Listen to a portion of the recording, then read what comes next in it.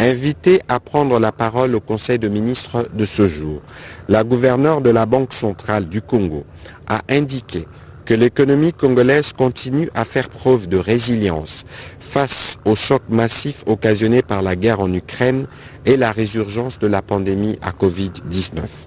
À ces sujets, elle a précisé que le taux d'inflation au cours de la première semaine du mois de juillet courant s'est maintenu à 0,3% par rapport aux 2 dernières semaines, ce qui porte le cumul annuel à 6,1%.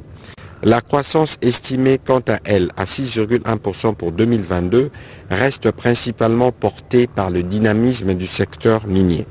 Les marchés d'échange est resté lui aussi stable avec de faibles variations du taux de change.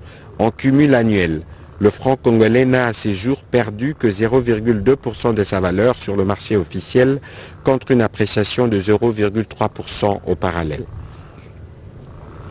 Au 11 juillet 2022, les niveaux de réserve d'échange se situent à un niveau historique, évalué à 4,2 milliards de dollars américains. Cette hausse observée avec la première semaine du mois de juillet est principalement consécutive au financement obtenu du Fonds monétaire international de l'ordre de 203 millions de dollars au titre d'appui à la balance de paiement à la faveur de la conclusion de la revue du programme appuyé par la facilité élargie de crédit.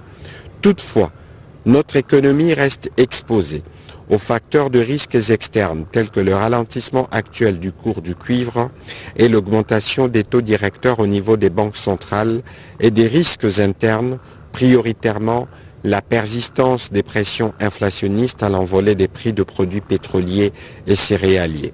La gouverneure de la Banque centrale du Congo a rassuré le Conseil de la poursuite de la coordination des actions au niveau de la politique budgétaire et de la politique monétaire, ainsi que du maintien du pacte de stabilité. Le Conseil a pris acte de ce rapport.